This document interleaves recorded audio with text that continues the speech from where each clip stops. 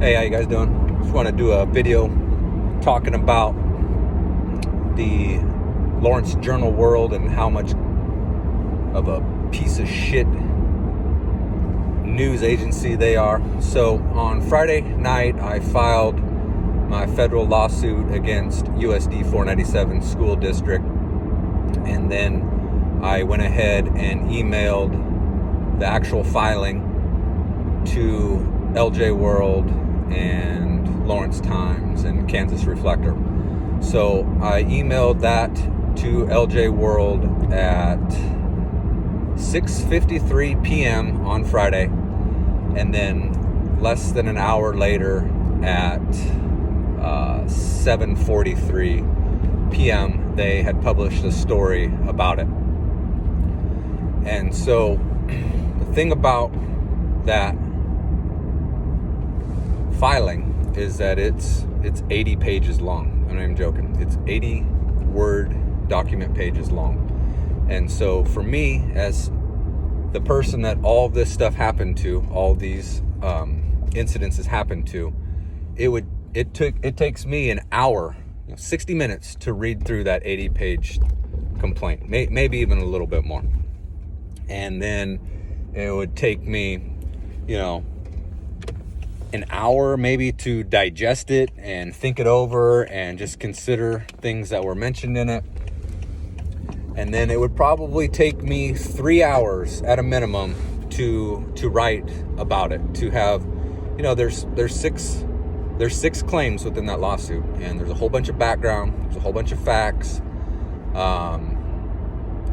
Obviously there's legal rulings in there as well. And so it would take time to be able to sort all the facts, sort all the chronology, sort it all out, and be able to write something that would have some kind of journalistic integrity or standard, I suppose. But not with LJ World, not with editor Chad Lawhorn, fucking piece of shit. That article comes out in LJ World on Friday night, and the headline of it is something like Justin Spiess, contentious mass protester, or contentious anti-masker files federal lawsuit against Lawrence Public Schools. And so within that article, it spends, I'm not even joking, you can get online and check it out if you want.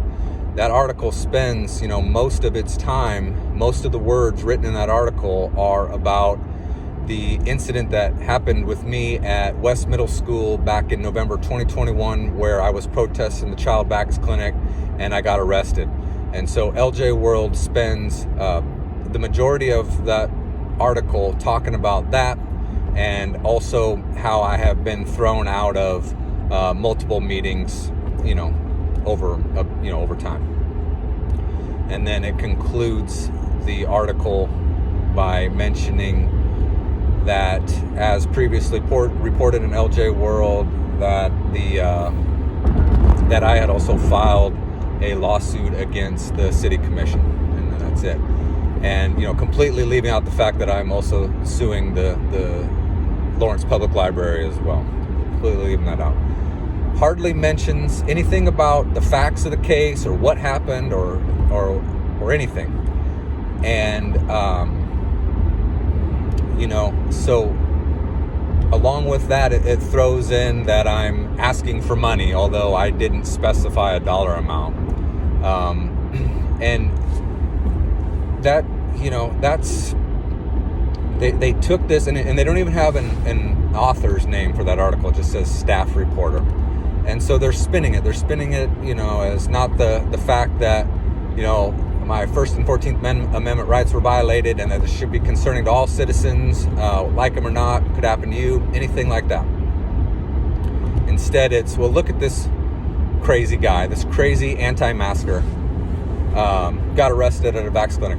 The Vax clinic arrest has nothing to do with this USD 497 lawsuit in terms of what I filed, what that story in LJ World should be. If it wanted to just report the relevant facts of the lawsuit, they wouldn't include that in the story.